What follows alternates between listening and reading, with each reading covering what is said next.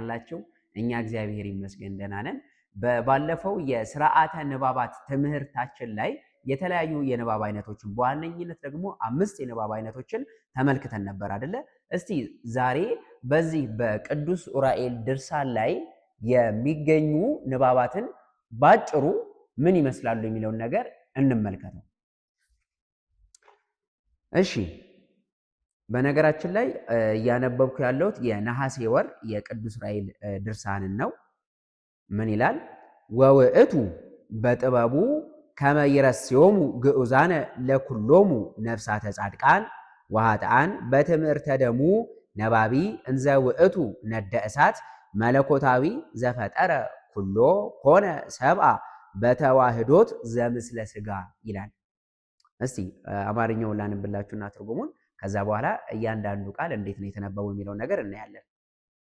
ሁሉን የፈጠረ ነደ እሳት የሆነ መለኮት ነባቢ በሆነ በደሙ ምልክት የጻድቃንና የኃጥአንን ነፍሳት በሙሉ ነፃ ያደርጋቸው ዘንድ እርሱ ራሱ በፍጹም ጥበቡ ከስጋ ጋር ተዋህዶ ፍጹም ሰው ሆነ ይላል። ወደ ግዕዝ ንባቡ እንመለስ። ወውእቱ ይላል። ወውእቱ። ስለዚህ ይሄ ንባብ ምንድነው? ተነሽ። በጣም ጥሩ። በጥበቡ ወዳቂ ከመ ይረስዮሙ። አሁን እዚህ ጋር ከመ አንድ ነው፣ ይረስዮሙ ሌላ ነው አይደለ? ስለዚህ ሁለትና ከዛ በላይ ደግሞ ሲነበቡ ምንድናቸው ብለን ነበር? ተናባቢ።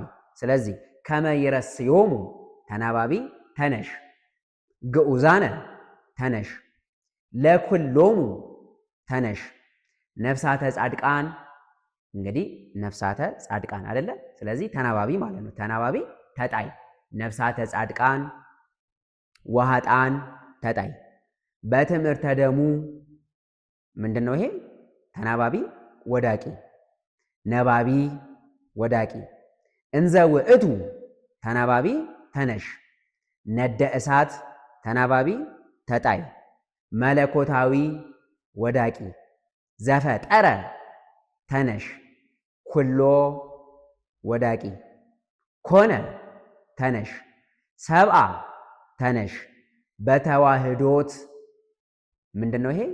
ተጣይ፣ ዘምስለ ስጋ ተናባቢ ወዳቂ።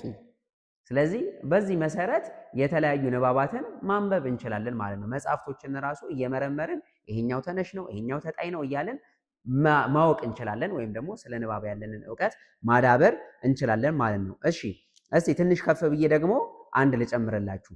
ኦ ወልድየ አርምም ኪነ ጥበቡ እጹብ ውእቱ ለአምላክነ ለሊሁ የአምር ዘገብረ ሰማያተ በጥበቡ ይላል።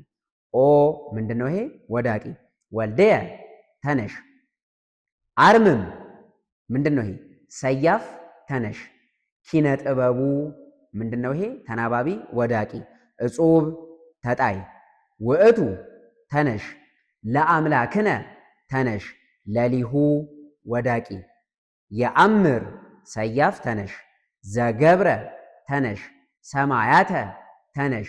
በጥበቡ ይሄኛው ደግሞ ወዳቂ ይሆናል ማለት ነው። ስለዚህ እናንተ እቤታችሁ የሚገኙ ድርሳናትን ወይም ደግሞ መልክ ወይም ደግሞ ሌሎች ነገሮችን በመመርመር ይሄኛው ተነሽ ነው ተጣይ ነው እያላችሁ ማወቅ ትችላላችሁ ማለት ነው። በዚህ መሰረት ራሳችሁን ማዳበር ትችላላችሁ። ጥያቄ ካላችሁ እንደተለመደው በአስተያየት መስጫው ስር ማስቀመጥ ትችላላችሁ ማለት ነው። ስለነበረን ጊዜ የእግዚአብሔር አምላካችን ስም የተመሰገነ ይሁን። በቀጣይ እስክንገናኝ ድረስ ሰላም ቆዩ።